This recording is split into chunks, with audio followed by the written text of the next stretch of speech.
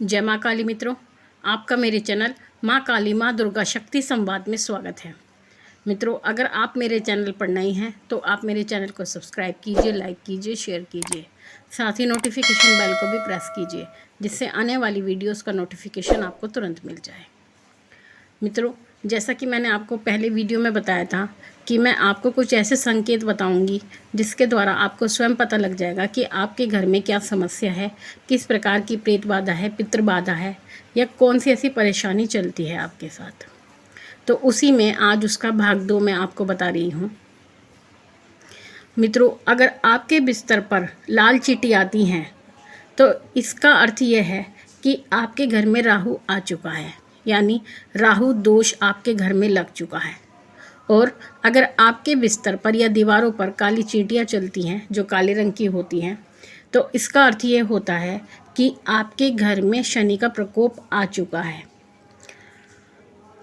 अगर आप ताबीज पहनते हैं, काला धागा पहनते हैं या कोई भी रक्षा कवच पहनते हैं और कपड़े पहनते समय आपका वो कवच या धागा गिर जाए या खो जाए, तो कोई ना कोई अपशगुन आपके साथ होने वाला है। परिवार के किसी सदस्य को सीधे पैर में चोट लगती हो तो ये शनि की साढ़े साती या ढैया आने का संकेत होती है, जो कि आपके लिए खराब है और आपके एक्सीडेंट होने की संभावना की ओर ये संकेत करता है। अगर आपकी आंखों पर फुंसी निकलती हो तो इसका अर्थ यह है कि आपके ऊपर नकारात्मक ऊर्जा लग चुकी है। आपको बार बार बाल तोड़ होता हो, यानी आपके पैर में या हाथ में जगह जगह पर एक फुंसी होती हो, जिसको मोटा फोड़ा भी बोलते हैं, उस प्रकार का कुछ होता हो, तो इसका अर्थ भी यही होता है कि आपको कोई नकारात्मक ऊर्जा लगी है। जो स्त्री सूर्य अस्त के समय नित्य प्रति बाल संवारती हो, यानी अपने बाल बनाती हो, और उसका ये नित्य प्रति का कार्य हो, तो इसका अर्थ ये होता है कि उसके ऊपर प्रेत बाधा लग चुकी है। अगर आप किसी मंदिर में जाते हैं या किसी भी धार्मिक स्थल पर जाते हैं और जाते समय आपको अशुद्धि आ जाए, अर्थात किसी स्त्री को माहवारी आ जाए, तो इसका अर्थ ये होता है कि आपके साथ कोई नकारात्मक ऊर्जा है और ऐसा आपके साथ अक्सर होने लगे, यानी आपकी पूजा में विघ्न बाधा आ जाए।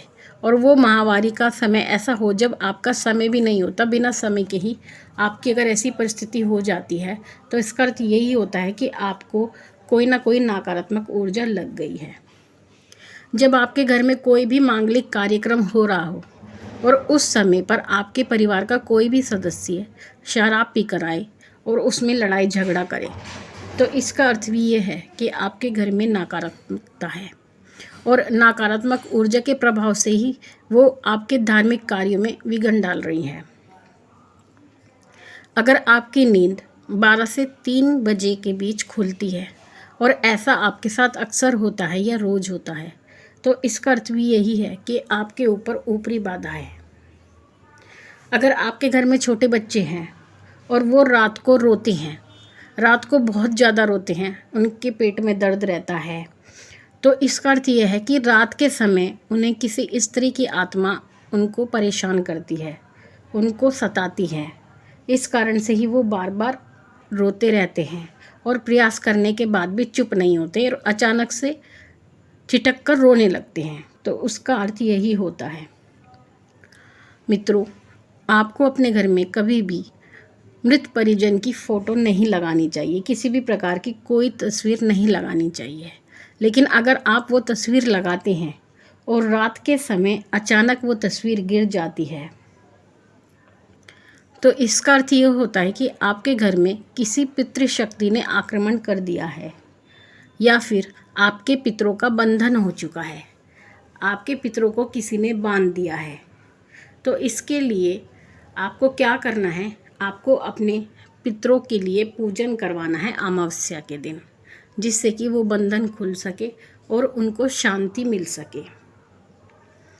अगर आपके घर में देवी देवताओं की तस्वीर गिरती हो, जैसे पूजा घर में रखी हुई तस्वीर अचानक गिर जाती हो और रात के समय वो बार बार गिरती हो और उसके गिरने का कोई कारण ना हो, अपने आप रखी रखी वो गिर जाती है, तो इसका अर्थ ये है कि आपके घर में ऊपरी बाधा आ गई है और आपके घर से जो दिव्य शक्तियाँ हैं वो स्थान छोड़कर चली गई हैं। तो मित्रों, ये कुछ ऐसे संकेत हैं जिनके द्वारा आप स्वयं पता लगा सकते हैं कि आपके घर में किस प्रकार की ऊर्जा का निवास है, और ये संकेत आप आसानी से पहचान सकते हैं। अगर ऐसी परिस्थिति आपके साथ होती है तो आप किसी अच्छे भक्त से मिलें, किसी अच्छे ज्योतिषी से मिलें जो इस समस्या का समाधान कर सकें। मित्रों, अब मैं अपने सब्सक्राइबर का प्रश्न ले रही हूँ, जो कि प्रश्न है काजल चंदाना जी का। दीदी, मैं माँ काली माँ की पूजा करती हूँ, पर मुझे नाम भी जपना है। चलते फिरते उठते बैठते सब कहते हैं कलयुग में राम नाम जपना चाहिए। मुझे राम जी का नाम जपना चाहिए या माँ काली का? विश्वास तो दोनों पर है, पर कोई मुसीबत आई तो प्रथम राम जी से करो या माँ काली से? देखिए काजल जी, आपने जो ये प्रथम वाली बात कही है, ये बात मुझे कुछ उचित नहीं लगती, क्योंकि शक्तियाँ जो होती हैं, शक्ति का पुंज एक ही होता है और वो अलग अलग स्थितियों में विभाजित होती हैं। यानी शक्ति एक ही है, लेकिन आप उसको अलग अलग नामों से पुकारते हैं। तो अगर राम जपते हैं तब भी ऊर्जा आती है, आप माँ काली जपते हैं तब भी ऊर्जा आती है। तो ऐसी परिस्थिति में आपका ये कहना कि मैं किसका नाम लूँ, पहली बात तो ये कि आपको अपने इष्ट धारण करने चाहिए। यानी अगर आपके इष्ट नहीं हैं तो आप इस तरह ही परेशान होती रहेंगी, आप कंफ्यूज रहेंगी। इस चक्कर में ना तो आप राम जी को जप पाएंगी, ना ही आप माँ काली को जप पाएंगी। इसलिए आप एक इष्ट का निर्धारण करें। साथ ही अगर आपको कोई भी मुसीबत परेशानी आती है तो व्यक्ति सबसे पहले अपने इष्ट को पुकारता है, यानी जो उनके इष्ट देव होते हैं वो सबसे पहले उन्हीं को पुकार लगाता है मुसीबत आने पर। तो ऐसे ही जब आप अपने इष्ट का निर्धारण कर लेंगी और अगर किसी मुसीबत में हैं तो आपको सबसे पहले अपने इष्ट को पुकारना चाहिए, क्योंकि सबसे ज़्यादा पूजा सेवा हम अपने इष्ट की करते हैं, इसलिए इष्ट को पुकार सबसे पहले लगाई जाती है।